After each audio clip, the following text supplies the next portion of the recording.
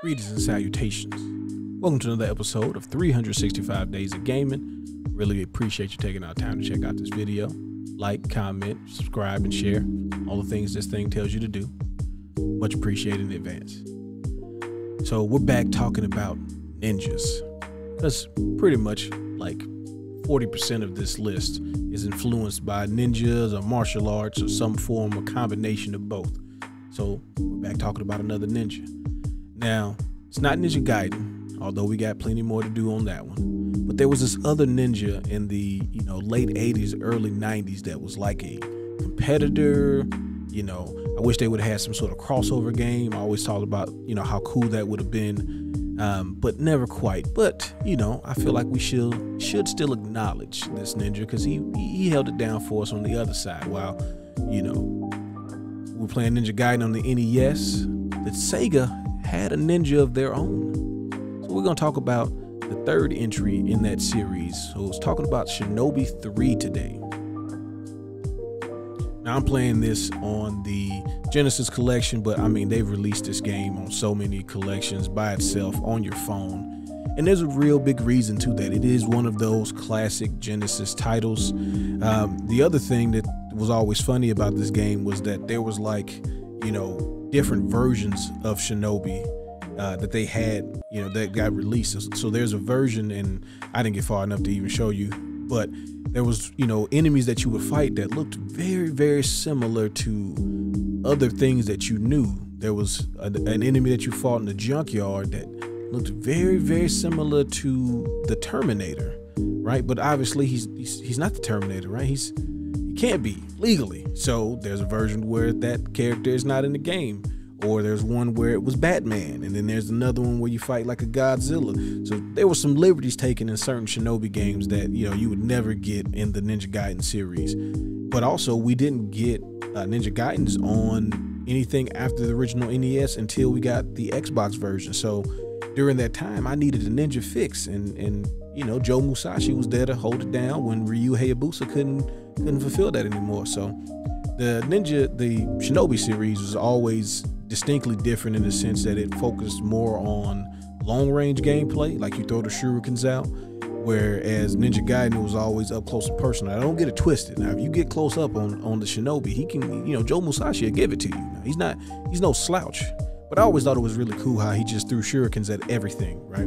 And this is, I didn't know about Strider until pretty much Marvel vs. Capcom, but technically before then. But he wasn't high on my radar. So this was my Sega ninja, right? And the viewpoint they used, where Ninja Gaiden was always so far zoomed out, Shinobi was always close up. It had blood in it, and it just always felt a little grittier.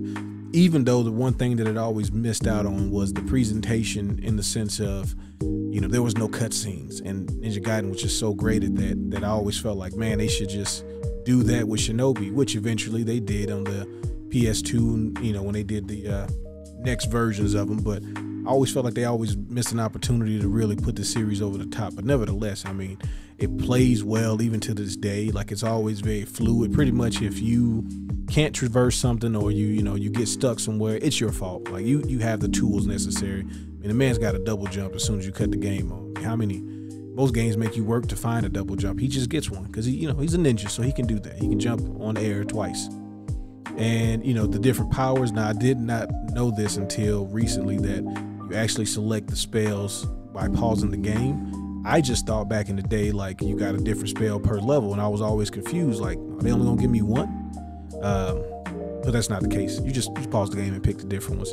And apparently he can even do a kind of a suicide bomber thing. I thought that was kind of odd, but I did that by mistake because I was switching spells and I was having too much fun. And I was never one as a kid or even as an adult to kind of read the books and whatnot. Like, if the game don't tell me in game, I probably don't know what it does then, because I gotta experiment. I wanna learn the hard way.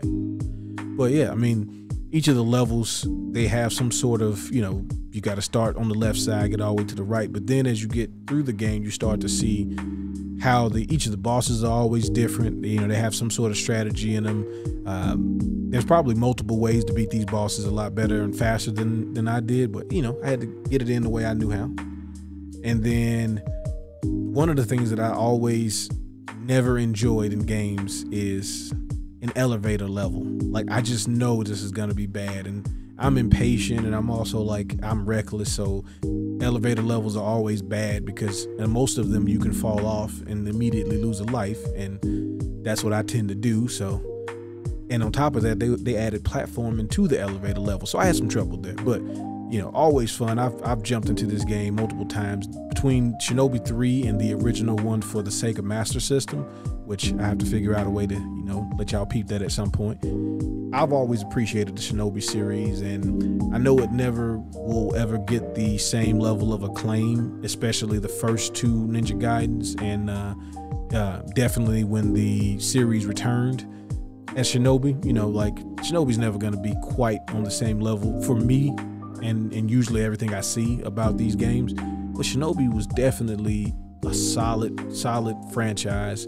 And, like I said, 1 and 3 for me are some legendary games. Legendary for one, just being, for their time, really well put together. But also because it's just like Ninja Gaiden, and there's no cutting you no slack. It's either you're going to beat it or it's going to beat you. Pick one.